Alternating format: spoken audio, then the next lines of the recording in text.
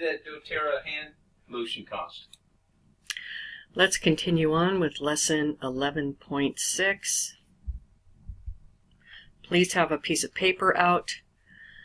For Unit 11, you want to have pictures, just like I have on the video, with the explanation underneath for your notes. And it wouldn't hurt to also have, from either your homework or from demonstration that I give you, actual numerical values so that you can see that these prove themselves. Theorem 11.6.2, if two secants, and we're talking here about the length JL and the length NL, the whole secant line, intersect in the exterior of a circle, and you can see that they intersect here at point L, then the product of the lengths of one secant segment, the segment being from J to L, so P and Q, and its external secant segment, which is just the length Q, is equal to the product of the lengths of the other secant segment. So it would be R plus S, and its external secant segment S. So it would be R plus S times S. So you can see that down here.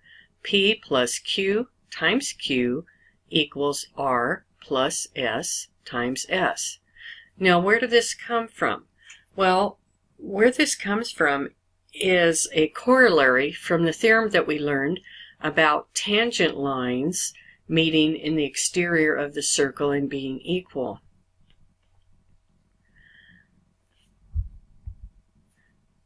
Theorem 11.6.3 is very similar, but you can see one difference. You have a secant line and a tangent line.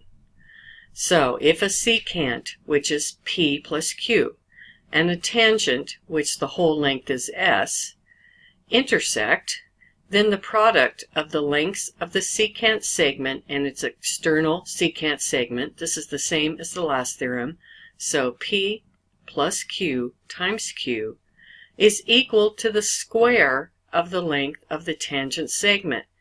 So this whole piece added times its external segment is equal to S squared, the whole piece squared.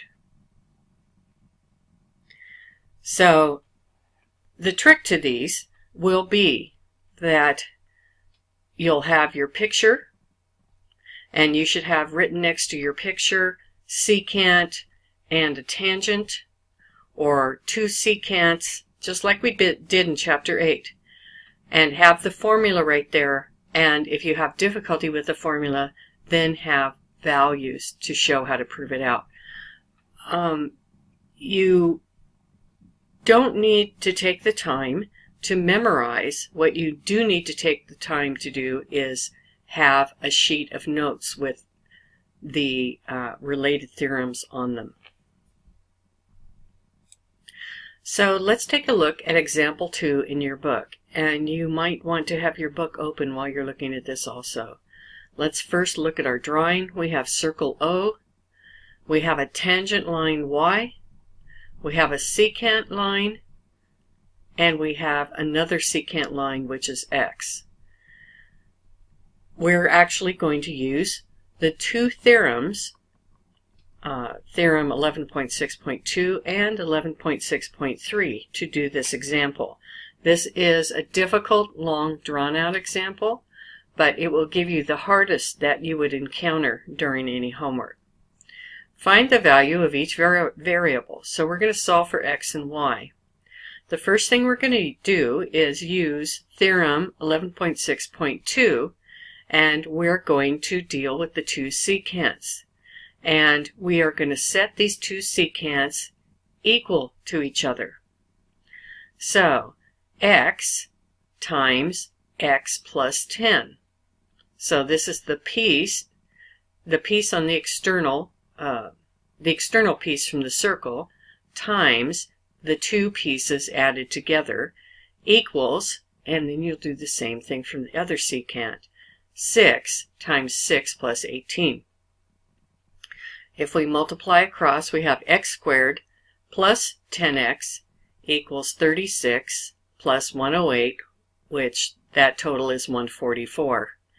And we now have basically x squared plus 10x equals 144.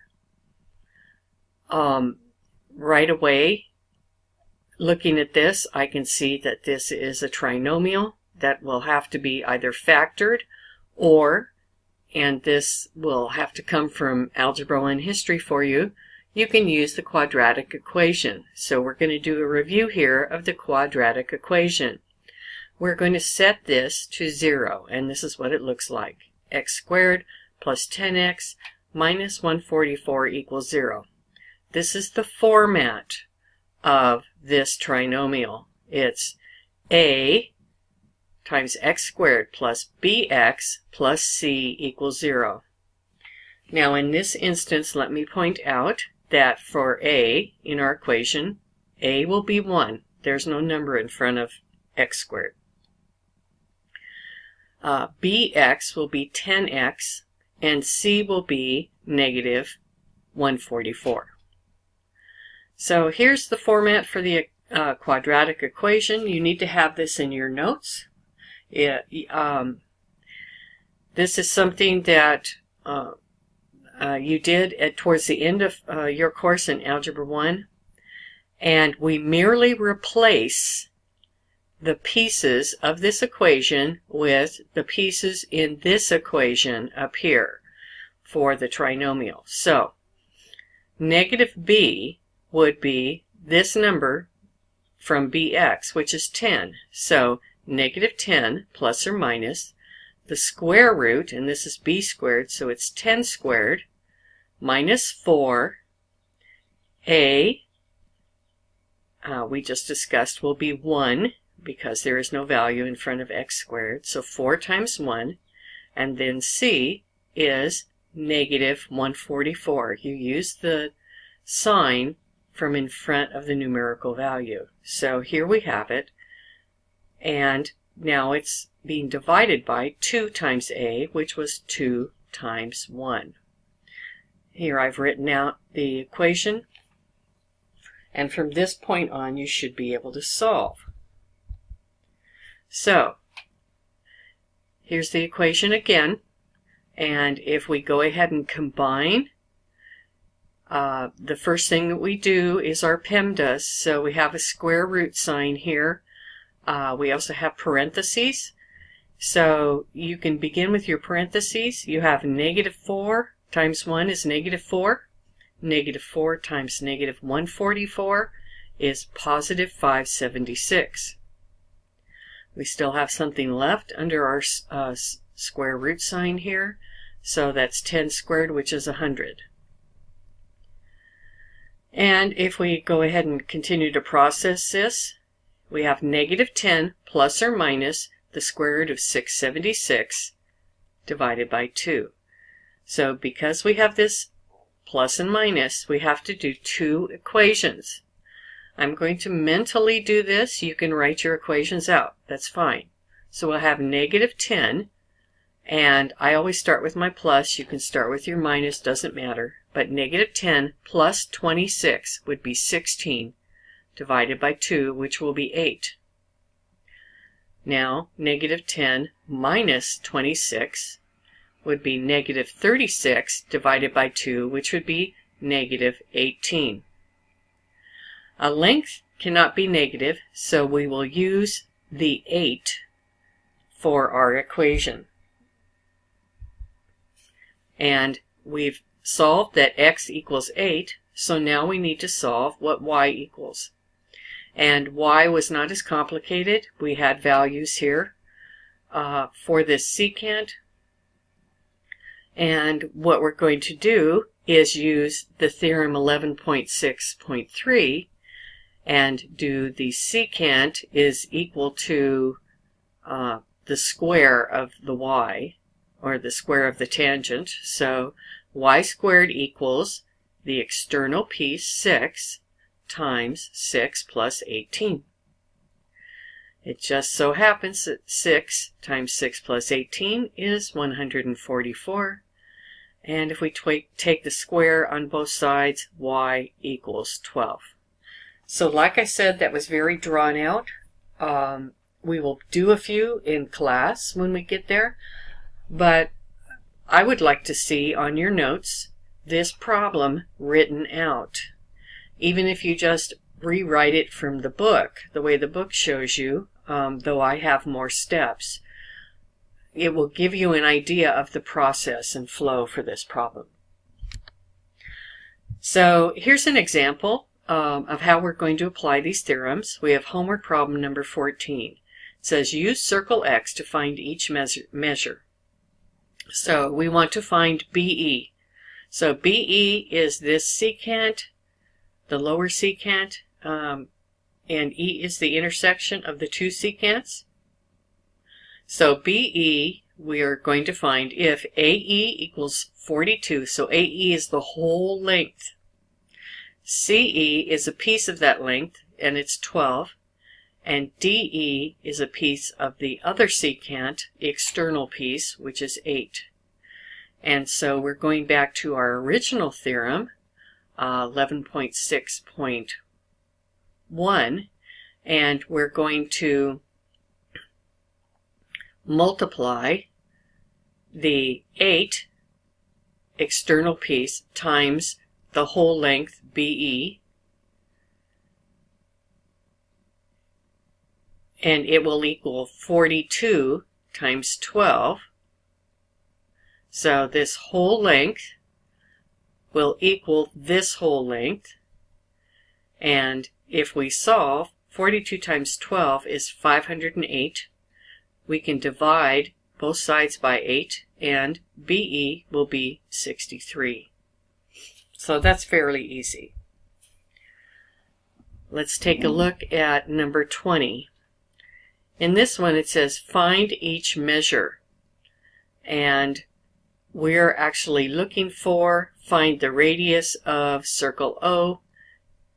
So the radius is what we're solving for, R, and it says that NM is 4, ML, the external piece, is 3, and KL is 2.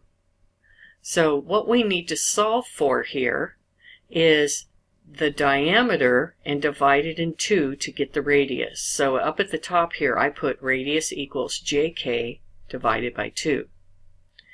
So let's begin by multiplying both of these secants and setting them equal to each other. 2 times JK plus the 2. So we're going to take 2 times the external piece plus the whole length equals the external piece 3 plus the whole length, 3 plus 4. And now we go ahead and multiply to rid ourselves from the parentheses. We have 2JK plus 4 equals 9 plus 12. If we subtract 4 from both sides, we have 2JK equals 17, and we divide by 2 on both sides, and JK will equal 8.5. Now JK was the whole diameter. We need the radius, so JK divided by 2 is 8.5 divided by 2 is 4.25. You'll be confused when you're going to solve for these. Which theorem do I use? My suggestion is to take a look at the pieces that you have values for and then make an effort to solve. Now what I've done for the homework again is given you the answers. So if you solve and you're getting an incorrect answer, you may be using a wrong theorem. If you need help, contact me and I can direct you towards the right theorem, or if I see your work, I can tell you what step needs to be redone. So your homework will be number 4, 8, 13 through 16, 18 through 23. And a hint for number 23. 23 is 2 binomials, so you will need to factor. I don't believe any of these problems have a quadratic equation in there. So we'll be moving on to 11.7 in the next video. Be sure to contact me for assistance.